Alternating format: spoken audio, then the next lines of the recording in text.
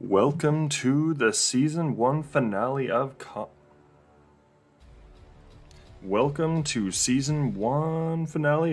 Wars.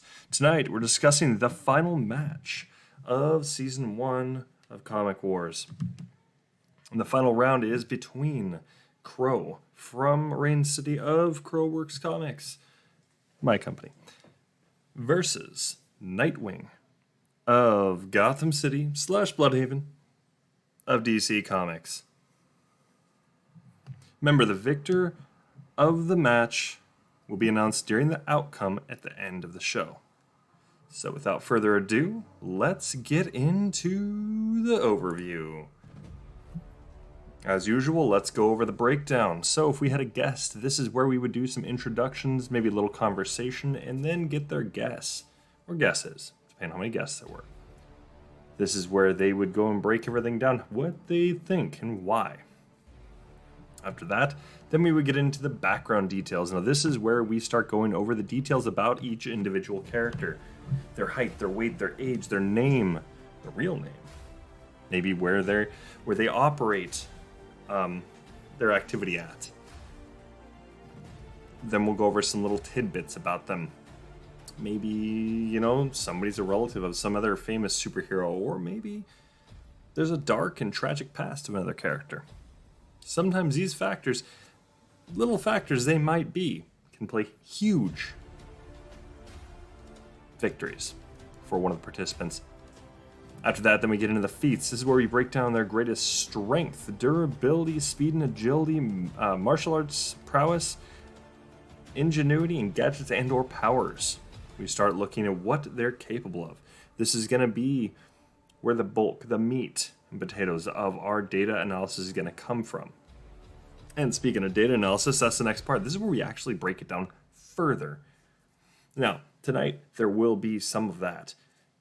Not every episode are you going to get that, but when we first introduce the characters, we'll start talking about that as we go through the whole matchups. Okay, and as you guys know with Comic Wars, it breaks down in a tournament format, so it might look like a death battle at first. Sorry, Rooster Teeth, had to call you guys out on that, but it's not quite. Because then it goes into tournament format. It is single elimination. And it goes by round. And sometimes we include characters that are just way too overpowered. We do that on purpose, of course, but it's just because it's an exciting match. And then, of course, we can always, replace with other characters throughout the matchups. Now, Nightwing was not actually in round 1. There's reasons why he wasn't, but that's okay. We had to exclude Alucard and Blade because they're way too overpowered and would completely dominate and decimate every single layer of this. So it didn't matter who won between Blade or Alucard, which it was a grand victorious moment for Alucard, as he was way more overpowered than I was actually anticipating. But that happens. After that, then we get into the character pros and cons. Now this is where we actually weigh everything out for each character. We start looking at how they would match up against each other, data-wise. What are we looking at here? A whole lot of discussion with who does it go to? Plus, minus, double plus, double minus, or is it a draw? Does a character just completely outclass another character? If so, double plus. Is a character just completely and utterly destroyed in an area? Maybe it's not just outclassed, it's just destroyed. Maybe they have a weakness in there. This is where we get the double minus. You won't see those happening very often. Typically it's a minus or a plus, or double plus. We have, a few times now, had draws come up, so this does occur. This is where it's just basically the characters, maybe one character they're able to dodge this type of attack, but they can't dodge another type. Or maybe they can tank this type of attack, but they have a weakness to this, so they can't quite combat. And maybe one of these characters has a weapon like this, but it can be broken. So, there's all sorts of different things that can cause the draw. So, there's a lot to get into that. And after that, then we would get into the guest analysis, is where we would ask the guests, again, if they would like to change their guesses. Who would win the battle? And this is where they'd have that opportunity to change. And this is also where I give you guys an opportunity to change. So those that are interacting in chat, feel free. Jump in and discuss what you guys think. Who do you think wins? First off, that's fine. You can guess at any time. And then, of course, when it comes down to this guest analysis, this is where we would break it down. So, after that, then we get into the outcome, and this is where we break it down who wins and what percentage and why, what types of scenarios would actually be declared for the opposing team, the one who would lose, more often than not, if it's a draw, things like this. So, alrighty. So let's get into our first combatant. So tonight we are introducing yet again Crow from Crowworks Comics. His real name is Daniel Danny Parker. He goes by Danny, but his full name is Daniel Parker. He is 21 years old as of 2010. He is 6 foot 6 inches tall. He weighs approximately 250 pounds, but if you include his suit, it makes him about 300 pounds. As for his occupation, well, he's thought to be dead. He is missing, gone. Nobody knows where he's at. However, he's back in Rain City, and he's a full-time vigilante. And as for his areas of operation, well, I just already declared that. He is in Rain City almost exclusively. As for his personality, well, he's incredibly confident, he's cocky, he's highly intelligent, analytical, and arrogant. Now, this is from years of being ignored by his father, not really seen as good enough. There's a lot that breaks into this, but as he joined the Death Gods and came under the leadership, he had developed quite a few skills and had learned quite a bit more about the world and just all sorts of other things that were going on. So he has an expansive knowledge on all sorts of things. But he's also analytical, and this is exactly what brought him into the leadership role. It was not necessarily his martial arts prowess, which he is considered one of the best martial artists that were among the Death Gods. He wasn't the strongest, he wasn't the fastest, it was his analytical skills and his judgment capabilities. As for some miscellaneous information, well, he was the last leader of the Death Gods. He actually disbanded them and sent off the most lethal killing machines, sent them off to die. Interpol actually had cornered them and knew that they would be, for a fact, they would be the ones they would have to be facing off, but they would not just go down without a fight. And he thought they were dead. I'm just going to leave it to that. He also takes criminals' cash after he takes them down. So as he takes the criminals, after he's doing like drug busts and things like this, he'll take their money. And then he checks it, of course, to see if there's any kind of,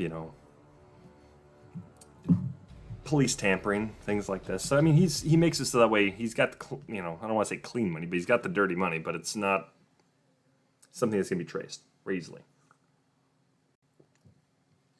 And his headquarters is actually in his deceased father's abandoned scrapyard. Alright, well, enough with his background. Let's get into his strength feats. Now, he's pretty quick when it comes down to this. As you guys probably remember, we were able to go and quickly cover his stats, his feats real quick, because really, where we got into the comics, we only really got into up to issue 4 with some extra things from perspectives from Rain City and Rain City Origins. So we knew more about him than we did a lot of the other characters from the Crowworks comics and the Crowverse as a whole. But what we do know is his greatest strength feat, what we've noticed, is he's actually capable of knocking out most of his enemies with one strike. Now, based on the damage, he can get up to about 1,400 pounds of force with a punch. That should tell you something.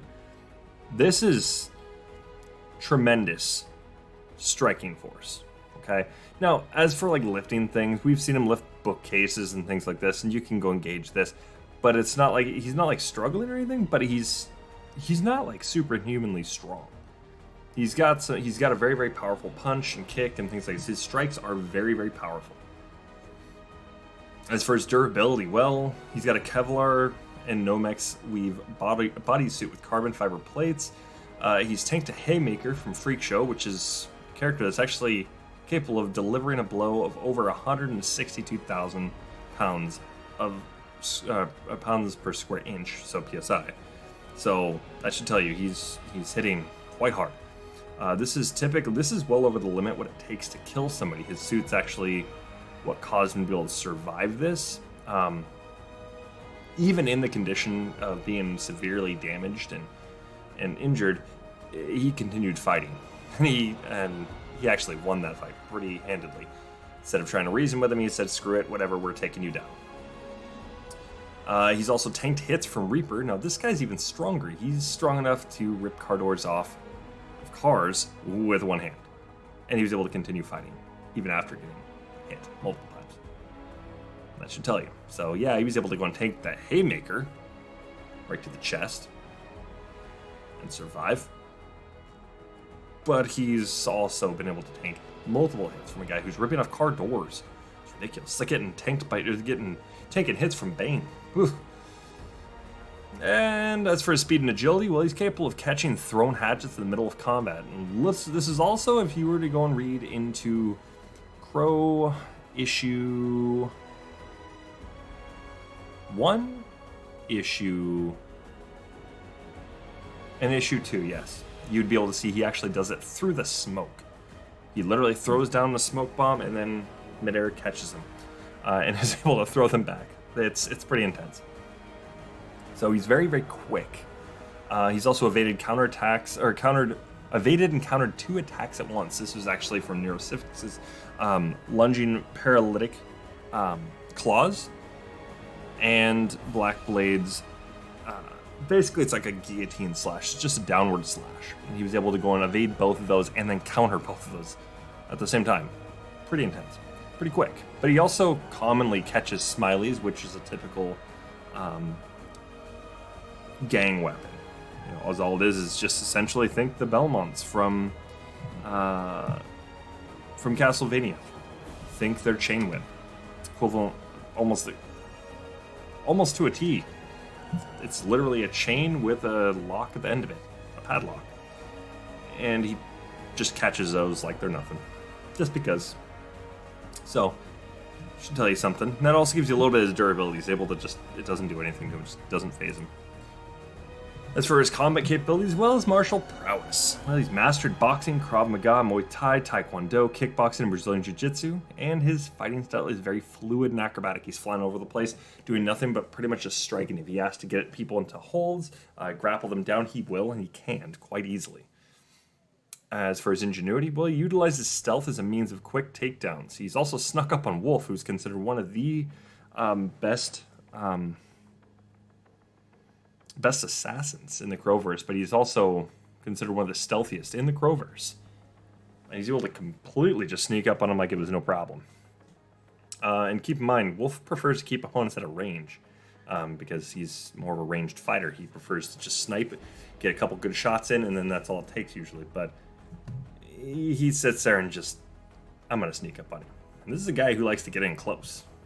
But that brings us to our next point. He keeps the distance between himself and his opponents very close. Sometimes it's one opponent, sometimes it's many opponents. He likes to keep them real close, though. As for his gadgetry, it's primarily used to confuse and intimidate opponents. Not necessarily just take them down or kill them or anything like this. No, he doesn't really kill. But he does taunt foes into blind rages to make it so they're easier to read. So, what about his gadgets, though? What are we working with here? Well, he's got his combat suit. It's a Kevlar and Nomex weave suit with carbon fiber plate armor. It's highly bullet resistant, flame resistant, and completely slash proof. So, good luck on getting any sword swings on him. It's not going to really work. He'll feel the impact of it, barely, but he's also got impact absorbing foam on the inside. Much like his helmet. Same thing, it's carbon fiber inner shell with an impact absorbing foam in between, covering that shell and then, or the inside of it, and then a carbon fiber outer shell to go over that. So he's got carbon fiber, foam, carbon fiber. It's good luck in getting through that very easily. But it's equipped with a rebreather, so smokes and gases, they're just become filtered into clean air. He's got a voice modifier, so he can change his voice. He's got infrared sight, so that way he can see directly through his smoke if he needs to. He can see through all sorts of different kinds of things. So if his eyes can't necessarily tell what's going on, think predator vision. He has the capability to turn that on and off. He's also got night vision, so he can see in the dark. And he has sound dampeners that can be turned on and off. I'm going to point this out right now. This is extremely useful in this fight here. And I'll explain why when we get to Nightwing. He also comes equipped with Swordbreaker gauntlets, bladed gauntlets with grapnel launchers on top of the hands and hardened knuckles. So, yes, much like Venom, he does grapple from the top of his gauntlets. Nightwing also uses the same type of technology in his gauntlets as well. He also comes equipped with 5 smoke pellets and 5 flash pellets. That's just kind of standard for the Crowverse. Those former members of the Death Gods and New Gods of Death.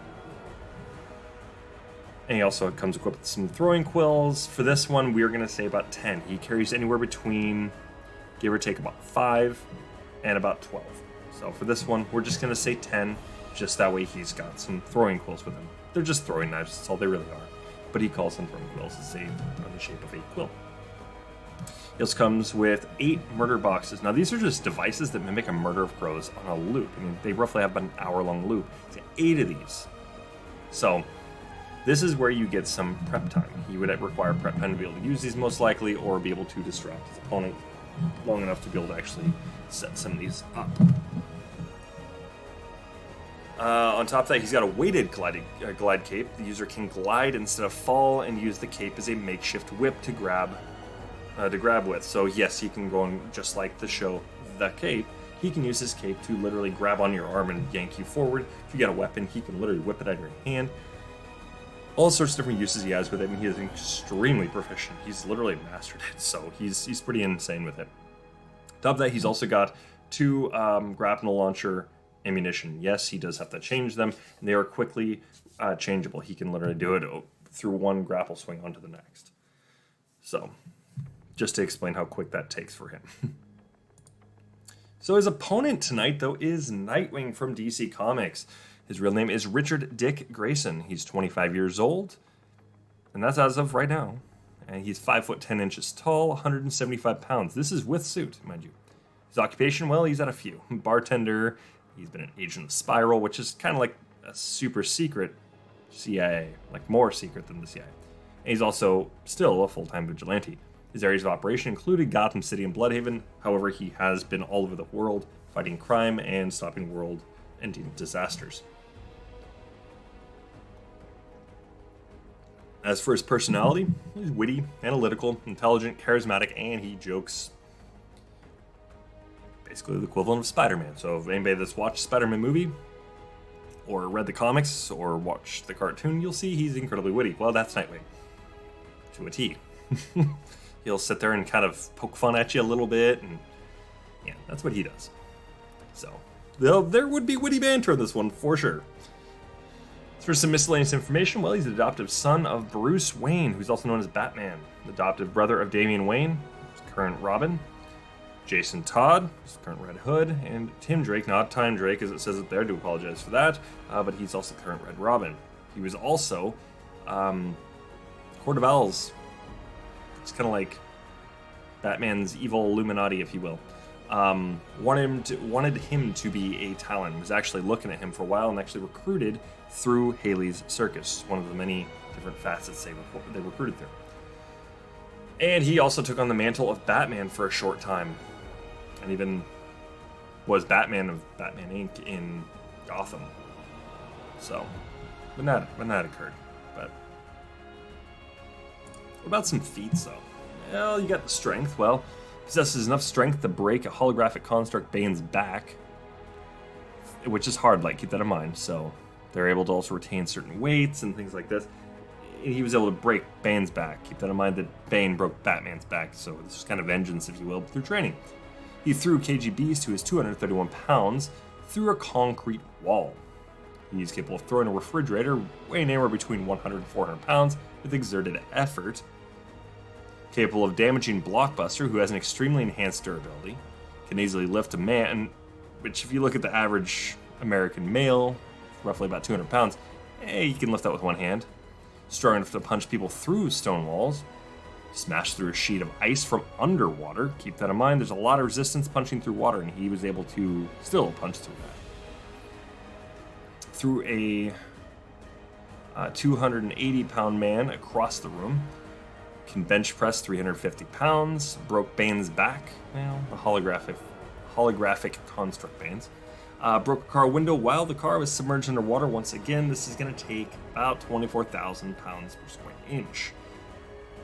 Held back the 19,000-pound bite force of an orca, and capable of breaking through a man's leg made of titanium. So this is about 26,000 pounds. Pretty intense. Alright, well, let's get into his durability then. Well, he can tolerate large amounts of pain, far greater than average human beings. Highly resistant to toxins, capable of holding his breath for up to 7 minutes. Possesses endurance similar to Batman, capable of surviving attacks from Blockbuster, who has superhuman strength. Capable of tanking bullet wounds and continues to fight through that. So, and he's also capable of enduring the high temperatures from fire. It's not for too long. As you can see, he's pretty formidable. As for his speed and agility, well, he's capable of detecting a sniper. This is literally like finding the sniper based on a gunshot. There you are. He's pretty quick. And he's doing it real quick, too. Can dodge several rapid gunfire bullets, so just automatic rounds. At mid and point blank range, trained to have peak human speed and is capable of sprinting speeds of approximately 30 miles per hour. It's quick. So he can close the distance really, really quickly. And keep in mind, that's faster than Usain Bolt, who is clocked in a max of 28 miles an hour currently. He's fast enough to tag a reserved flash. This is enough to literally hit him. This is the flash that's holding back, so he's not going as fast. He's quick enough to dodge a kick from Jesse Quick, who is just like the Flash, a speedster. Dodged a kick from the speedster. That's pretty intense. So you're looking at really, really quick. Due to Batman's training, he has senses that are so acute that he can effortlessly move around and even fight while blindfolded. That means he doesn't need his sight to fight, so he can actually fight in the dark pretty easily, but he is dependent entirely on the rest of his senses, including he's also got the capability of, technically, by looking at this, he would have the ability to feel through the air, potentially. So that will be just taking the sight away, and all of a sudden it's like a bat.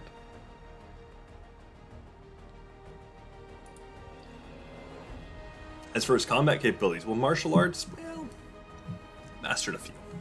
He's mastered Eskrima, Aikido, Savate, Muay Thai, Boxing, Capoeira, Kendo, Taekwondo, Jeet Kune Do, Bojutsu, Hapkido, Ninjutsu, except Ninjutsu is not actually a martial art. Tai Chi, Jiu-Jitsu, Judo, Kenpo, Wing Chun, Krav Maga, and Kobudo. He's also a master marksman with firearms and throwing weapons. Keep in mind, he's ricocheted his Eskrima sticks 37 times before it actually returned to him. That takes a lot. There's a lot of science behind that. All I gotta say is that's a lot of force to be able to throw like that. You're throwing really, really hard. And keep in mind, 37 times, bing, bing, bing, bing, bing, bing, bing, bing, bing, bing. It would have to be in close proximity too, as if it wasn't. Yeah, which we know this is directly from the comic. It was not a huge distance, so he was able to go and do it real quick within a short distance, so the kinetic force wouldn't drain too quickly. If it was over great distances, it wouldn't have worked. He's also beaten. Oh, I forgot to mention that he's a master swordsman, so keep in mind with his Eskrima sticks there. He's also beaten Batman, Talon, and Midnighter in 1v1 combat. Keep in mind, these are some of the best martial artists in the DC universe, and even comparable to the Marvel universe. Most universes, these are the best fighters they've got. And he was able to beat them in one-on-one combat, so. He's also impressed Lady Shiva with his fighting skill. She is considered probably one of the top 5 martial artists, arguably probably top 3 in the DC universe. So impressed her with that. That's pretty impressive. And he has a fluid and acrobatic fighting style. That should also sound familiar. As for his ingenuity, well, his tactical and analytic skills allow him to anticipate opponents, including his own mentor, Batman. It's also remained undetected by Alfred Pennyworth, Batgirl, Red Hood, and Red Robin in the Batcave. Which is where it'd be like the one place they would be able to detect him real easy. And he's been able to remain undetected. It's pretty intense. He also has an eidetic memory, also known as a photographic memory. Well, let's get into those gadgets now. Well, comes equipped with a Nightwing Suit, which is a Nomex triple weave Kevlar suit that is electrically insulated, that is wired to give a 150,000 volt shock through the gloves. It's a one-time use though. He also comes equipped with the Domino Mask, which can track the GPS coordinates of a cell phone, has thermal vision, also known as infrared, can detect radio waves, and is capable of giving a detailed analysis of scenes and fights. Additionally, it also has the ability to refract the light around the wearer's head to artificially alter their appearance. Keep in mind, it's just his face, not his body. His gauntlets, though, can shoot remote bombs, has a sonic device, ear dampeners included, so the sonic device itself will not actually affect him. He's got arm blades, so think kind of like Assassin's Creed, if you will. He's got taser knuckles and can fire a grapple line. I know it says fray, but it's fire. I do apologize about that. So he has similar technology to Crow. As for some implants, well, he's got the spiral implants, the Hypnos, which enables the user to hypnotize others. However, it can cause a two-way brain scramble if misused. You would have to be incredibly careful with that with Crow. He's also got identity protection, which makes the user's face unable to be captured by surveillance cameras or a person's memory. Once again, the face. Just break that down there. This is where he has some issues. Won't really work. I'm telling you right now, that will not work. But let's get into more. He also comes equipped with some Screamus sticks, which can be combined to create a bow staff. He's also capable of electrifying it up to 50,000 volts. He's got grapple lines and smoke bombs in it as well. In them, rather. He's also got some dulled wingdings, ultrasonic wingdings, explosive wingdings, electric wingdings, smoke pellets, grapple gun, flares, brass knuckles, lockpicks, and wrist darts. They're sleeping wrist darts. But keep in mind, those wingdings there, those are the equivalent of batarangs. So, just breaking that down there. And as for some weaknesses and annoyances, since he actually has one, well, he's insane from being revived in the Lazarus pit. Eesh. That sucks. Alright. So, when it comes down to some things, we have to break a few things down here. This electrification. He's got a lot of electrical attacks he can actually land. He's got the electric wingdings, which we don't even really know what the voltage is on those. We know they're just like equivalent to like a taser. He's got some small explosive wingdings. They can do some damage. This is where it's inconsistent. You have the ones where they can blow up walls, and then you have the ones where they just create a small concussive blast. They can destroy cars, things like that. It's not exactly...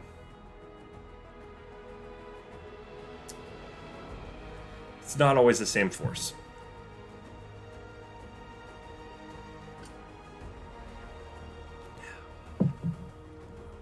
We don't know how many smoke pellets he's got. So, lots of different things this is going to be capable of, so. Alright, well, when it comes into some of those things we need to go and break down for the data analysis, let's take a look at their backgrounds. Well, just looking at their pictures, you're not going to be able to see it because Nightwing's super up close, while Crow's not. So Crow's going to have reach on him.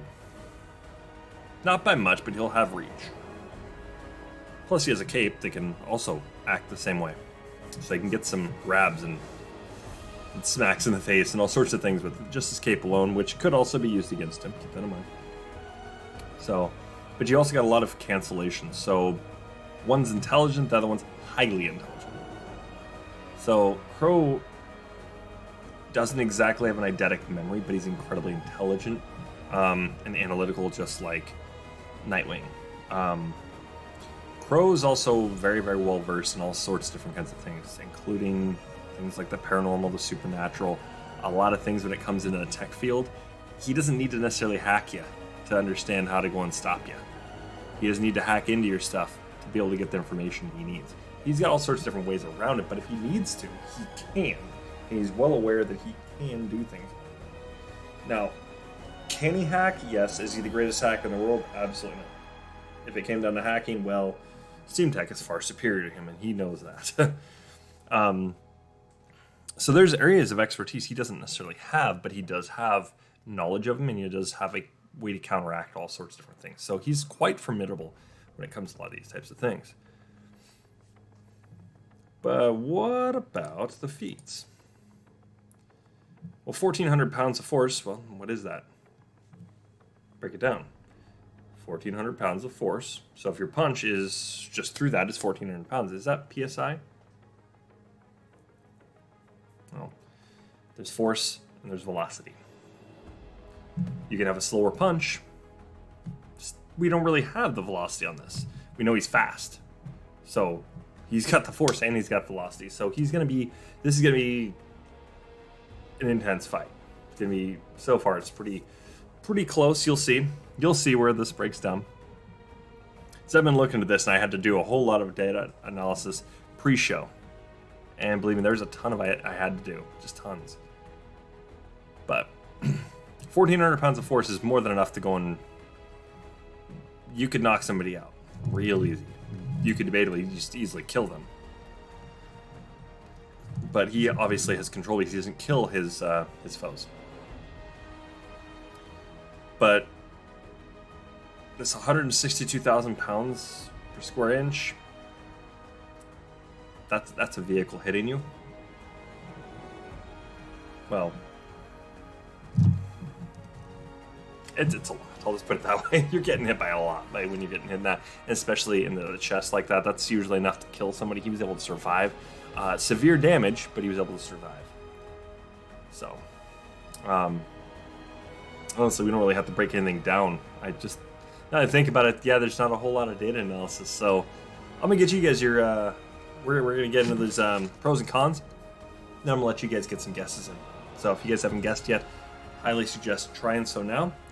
So when it comes to the background, is there going to be any feats there? Or anything noteworthy? Yes, there actually will be a slight edge here. This is going to be on Crow, and this is because of his...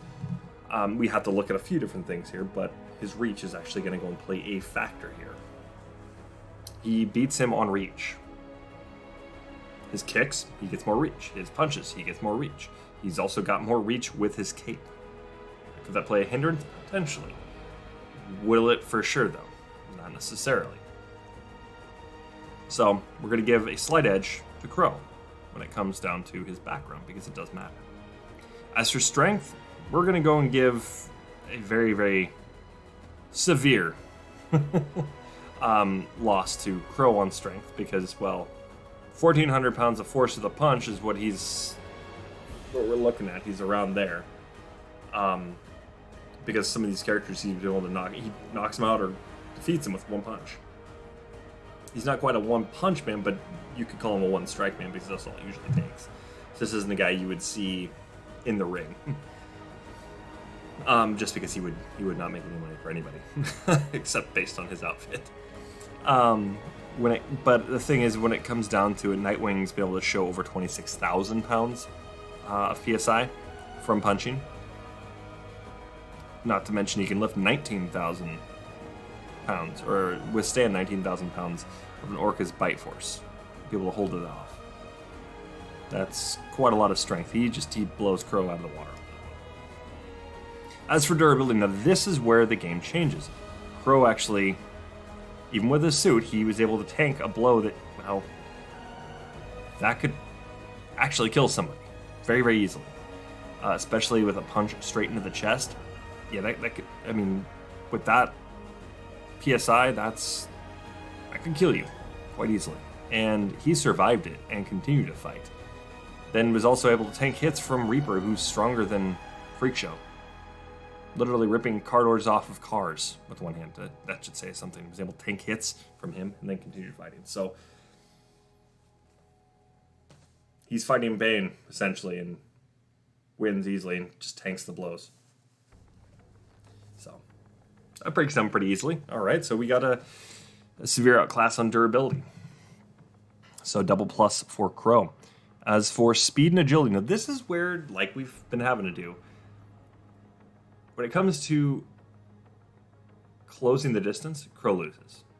Not by much. He loses, but we don't really know how quick Crow is moving. We haven't fully calculated it all the way out because really it breaks down to a few different factors. You're looking about the same. We don't have the exact number on that, so do apologize for that. So, but we'll get into that next season. You'll see. But when it comes down to just outright agility, Crow is slightly more agile. We know that Wolf would have been able to keep up. He would have been on par with Nightwing, roughly. Maybe a little bit better. Well, Crow is better than Wolf. He's more agile.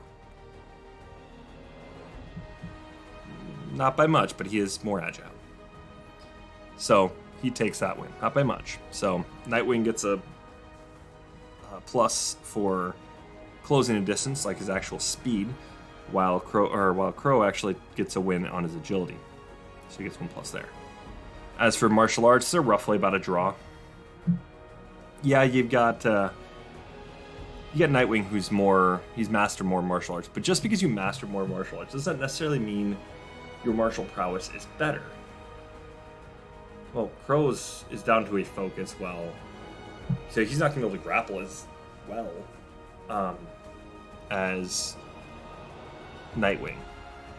But when it comes down to striking, that's what it's going to come down to. It would come down to strikes. Could Crow break free of these things and all this? Yes. So he's going to know how to get out of those same holds. So it's going to come down to striking. And then ingenuity. So this is a draw on martial arts. When it comes to ingenuity, same thing. They are at a draw. Now let's take a look at that just so I can show you guys what I'm talking about here. If you look at ingenuity, they both utilize stealth. We're talking high-end stealth. Crow was able to sneak up on Wolf before and after he was a member of the Death Gods. Keep in mind, Wolf is considered one of the best in the Crowverse. Nightwing was able to remain undetected in the Batcave, which has got sensors all over the place. Able to remain undetected to the likes of everybody that knows the Batcave. Equivalent. One is moving up to somebody, the other one is just staying out of sight, out of mind. And is able to remain undetected. That's avoiding the sensors, which are everywhere in the Batcave. And then, the thing is Nightwing would not, he would be the same, he would try to keep the distance between him and his opponent very close. He doesn't want them to get away because he's not a long-range fighter. Can fight at a longer range than Crow, kind of.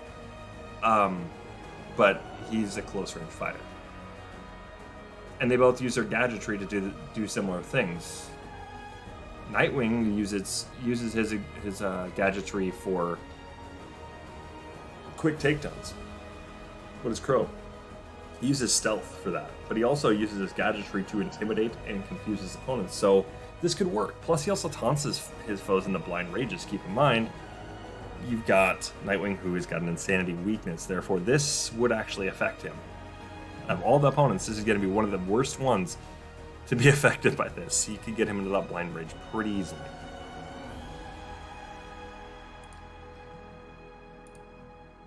So, you got to draw on that one too. Now, Gadgetry, this is where it's going to be a slight edge to Crow. I honestly didn't think so going in.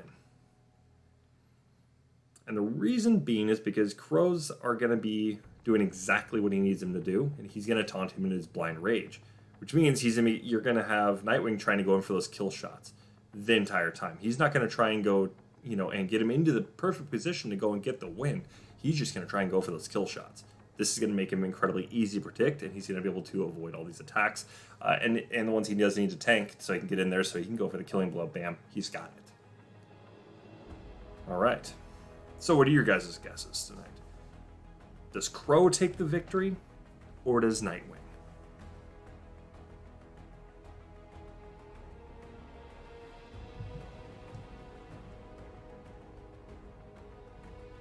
I'll give you guys about a minute.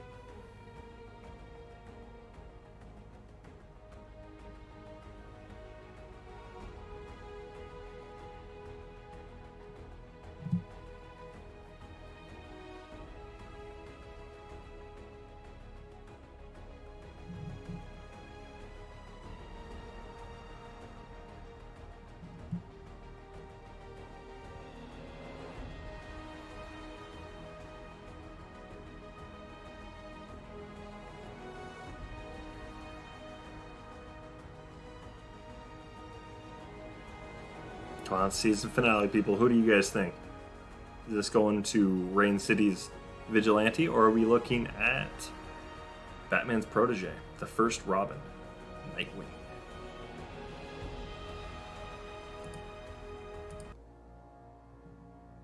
All right, well, tonight we have our champion crowned, and it's none other than Crow. Now, you might be wondering, why would you do that? Why would you assume that? We break down the data, you look at it. I've already gone over it. Now, it's not, this is our closest, by far, our closest battle we've had all season. I'll explain. Crow wins at about a 55%. Ish. You can go and argue anywhere between 51 and about 60%, really, but I would argue 55% of the time he'd win. So he's got about a 5% lead. It's really, well, 10% lead, really, but he wins 55% of the time. He wins over half the time. The reason being he wins this many times over is because he doesn't have many edges. He's got a slight lead in gadgets, and he's got a slight lead in background. So he's got reach. He's got reach, and he's gonna be able to taunt him. That 5% extra, this doesn't include the draws, because there's draws there too. Lots and lots of draws. He'll win by luring him into his insanity, using his insanity against him. And that won't win all the time. It won't. But he's got to lead him into a specific type. He's got to corral him in a specific type of way. He's got to be able to go for that kill shot. And the thing is, the battle can last for a while. It totally can. Crow has endurance. He's just got normal human endurance. I mean, he's peak endurance. He's peak condition. But he doesn't have superhuman endurance. Now, Batman debatably does. So that guy goes for days. Days. Crow can't. Crow can go for a while. Go for a long time. But he can't go for like a week or so non-stop fighting. You know who has? Batman. So he can't beat him in a battle of attrition like that because Nightwing's comparable. So he's got to rely on being able to go and get those specific types of wins. Nightwing and him, Nightwing's going to be able to throw his blows against him, but is it going to be enough to go and stop him? Well, he can't get past his durability very well. Crow can't necessarily he can't best him on strength, but he's still got those. You have a suit that he'll tank a bit, but not a lot. So he's banking on his own physical endurance, his own body to be able to tank these hits. So Crow's hits are going to be able to damage him, while Nightwing's, they'll hurt him a little bit over time. He'll be able to by hitting specific spots, and you'll have to go for those specific areas in his suit where there's no armor plating. It's the only way he'll be able to go and do any damage. And there are spots on his armor like that, but he's not going to be able to completely just demolish him. It's not going to happen. No matter what, you're going to get a close fight. The only ones that will not be close are where it's a battle of attrition. Crow will lose over time. All the quick fights will almost always go to Crow, though.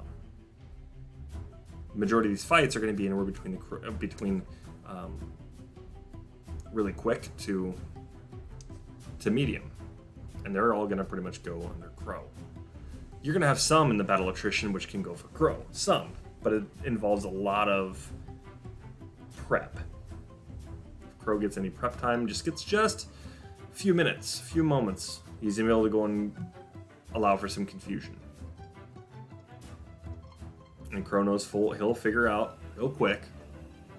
So, just how Nightwing's gadgetry works. He'll be able to figure it out pretty quickly.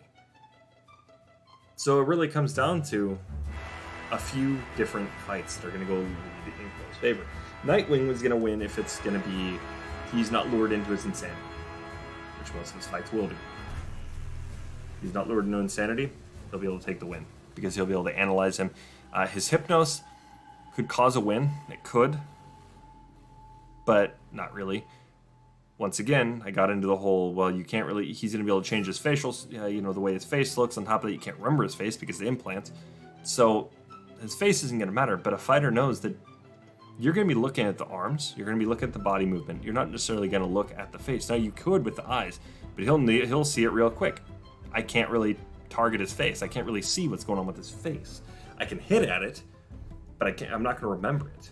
So it's going to be very hard to hit him in the face. He would have to be looking like down, and then he would be able to, he could get some swings in. He'll know where the face is.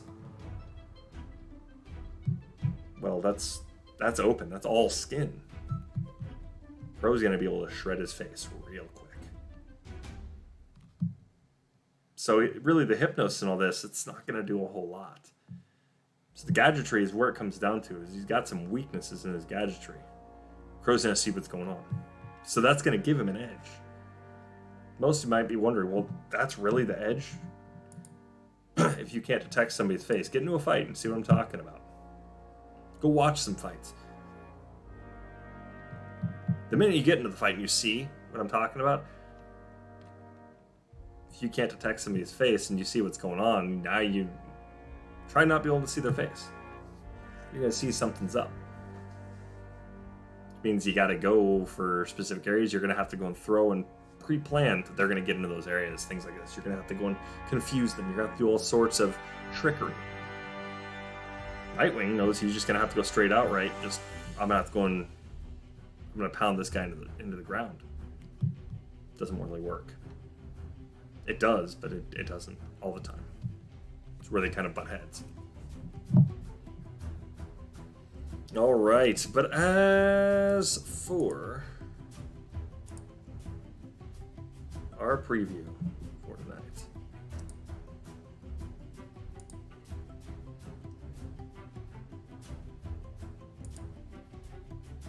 Tonight's preview for Season 2, which will begin on November 21st of 2022. Will be between these two guys. Did you guys guess who it is yet? Well, you guys have to wait until next season. But these two guys, these two insane individuals, you'll have to go and wait until November 21st to see that fight.